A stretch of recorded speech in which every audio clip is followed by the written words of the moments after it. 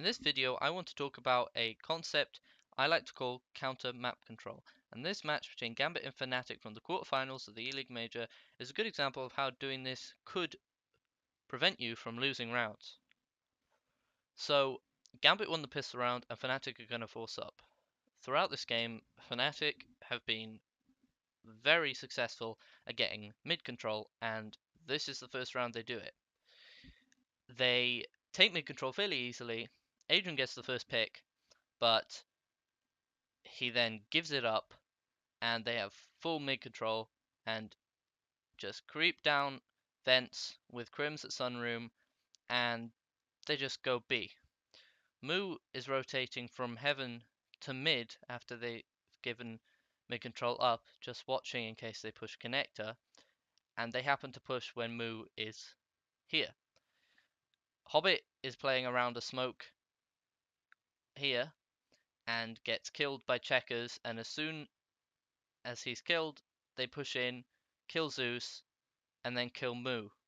And by the time that Doja and Adrian get here, all of the terrorists are already on the site and they're about to start planting.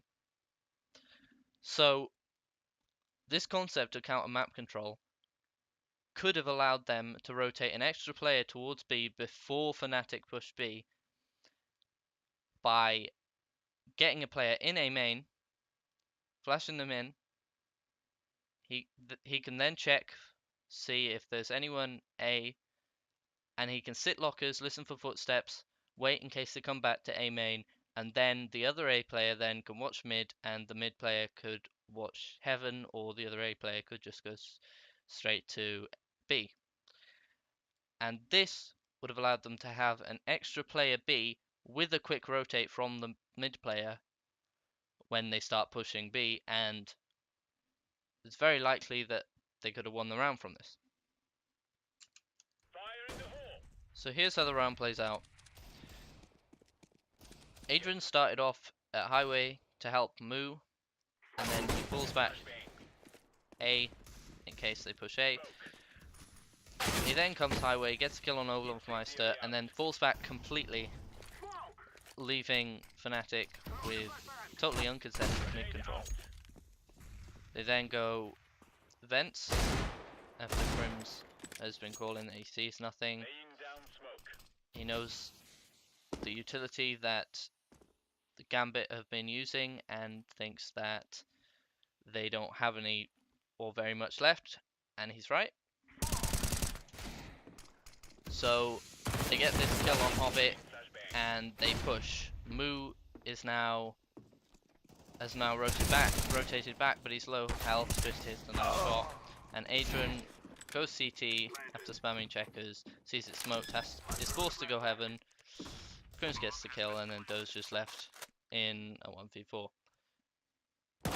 Okay, so here's a good example of this counter map control that I've been talking about. Another match from the E-League Major quarterfinals. So VP is going to take mid control, and North are going to play two fairly close mid, and North are going to get 2 kills and lose 1 player.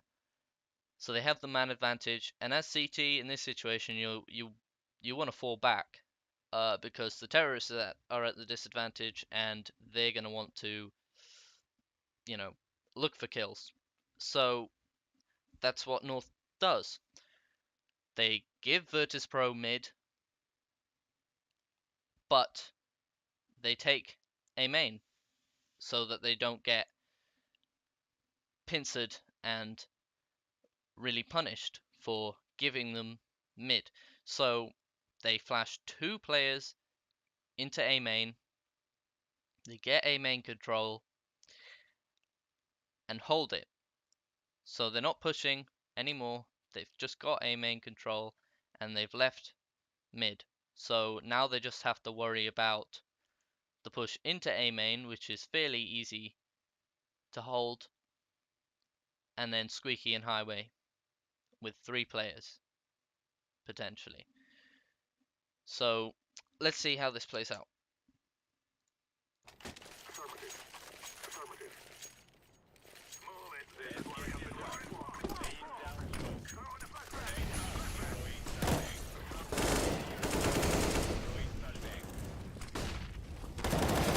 Vermicell gets 1 kill, and then he gets another kill, and gets traded by Bialy. So Magus and Cajun, they fall back, and Config and Cajun, they group up, and Magus is gonna flash them into A main. Config stays at lockers. To hold it, Cajun watches Squeaky, and then Magus stays around the truck area watching Connector.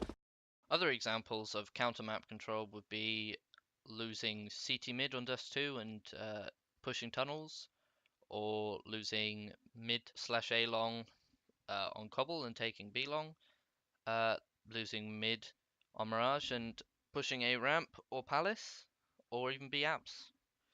So this technique can be applied to pretty much any map, and it's a good thing to incorporate into your game.